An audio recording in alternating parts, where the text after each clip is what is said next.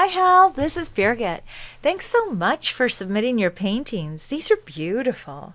Now, this is wonderful. I love the simplicity in this, and it's almost very abstracted.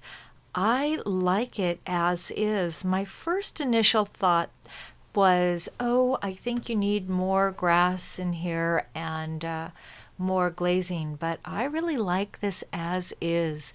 And the reason why is that I love the simplicity of it. I think it says everything that it needs to say without a lot of work to it. And you've got a wonderful job through your clouds up here and a great bottom to them. And this looks like very tall grass, like it doesn't have to be exactly like mine. And where I was thinking, oh, I think you need more grass, like little blades here and there to show the underlying color, but I love the simplicity of this, and I really don't want to see you change it. I really like this a lot, and that's a great color for the sky. So let's look at some of your other paintings here. Now this one turned out really nice too, very dramatic, and I like how you have the wet into wet up here, that soft atmospheric effect, and you did a great job lifting some of this color out. And what I am thinking too is that I like how you were able, I can tell that you were moving your towel and you were not stamping the color back on.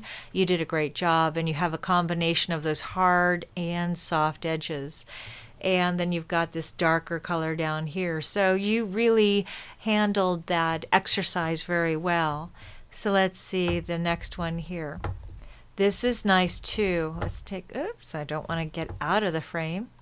Okay, this is not so easy to do, and let's see, there's a couple things that I'm thinking about right now. I think you handled this very well, and I am wondering if you're using Arches paper or Fabriano, and Fabriano has a tendency that once you put the color down, or even Arches actually, that, like I'm thinking when you came back in with these strokes, there is nothing wrong with this. I just want you to know what I see from the style of painting that you're doing here.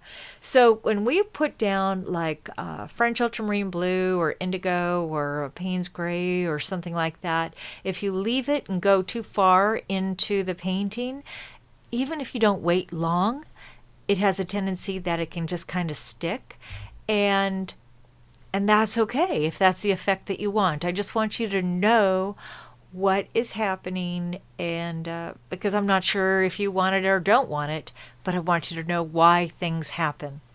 Now this is beautiful right through here. I love that soft blending right there, and this is very dramatic. So I'm happy with this, and I like that dark red right through here and that orange. Very well done.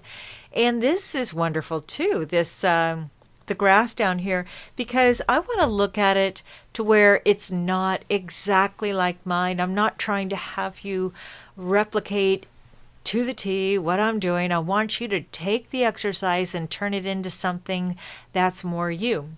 Now what's interesting is that this could be, I don't see this as much as a mountain. I mean, it could be the trees in the background, but it almost gives me the impression of grasses and something on a hill. And where that works out very nicely is that you are, by your interpretation, it allows the viewer, me, to bring my own experience into the painting or what I think it is. So what's nice is that you're using your artistic ability instead of it just being a replication. So I like this a lot. Now let's take a look at this one. You did a great job with your color down here. Nice, wet into wet, beautiful blending. Good. I'm really happy with that. I see that you're getting more comfortable with the amount of water and moving the color. Here it looks, I mean, there is absolutely nothing wrong with this. It just looks like maybe you stopped a little bit. It works beautifully. You know, you're really getting comfortable, even though you may not know it. But it does look like you're getting comfortable with the amount of water and putting the color down and blending it. That works really nicely. And let's see, if I'm looking at this edge right through here, I'm going to be trying to be really critical here that It looks like this may have been dry and you came back, or not dry, but you applied this first and then you came back in with this and it bled down here, which is very nice, but maybe it didn't move as much. It's okay. I mean, that's the sky. That's the wonderful thing about skies, is that they move and they change, and you're getting all the techniques down to be able to apply that. Okay, let's take a look at these two. Let's see, we'll start with this one.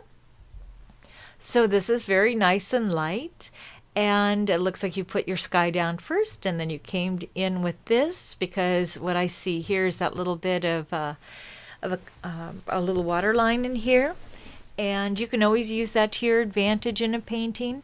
And one thing that when you do this, you may want to have it be softer, and if you want it softer, then maybe don't press so hard with your brush right through here. Again, with the sky, there really isn't a right or wrong. I just want you to know why things happen and how to get them or not get them. However, when you want to, not that they just happen on their own, or we always use what we have. But so I think here is that you used a brush maybe a little too heavy-handed, and you just stroked it on and it got stuck. The pigment might have been a little thicker than, it just didn't release off the tip of the brush. Or you could have used a synthetic brush. You've got the right idea though. This is beautiful blending, but I was just addressing really that one stroke in there. And when you have water like this up here, tilt your paper more and then it'll even out on the surface.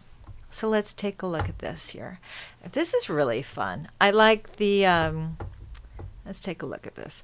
I love this red color through here.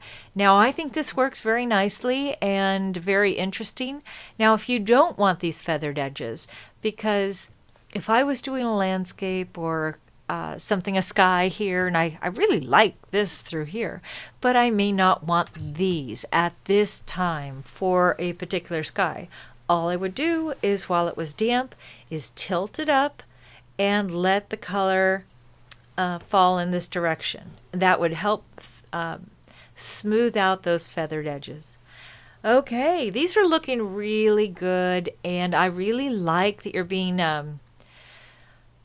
let's see, I don't know if you're really being careful, but you're being thoughtful about the color that you're putting down, and it's looking really good.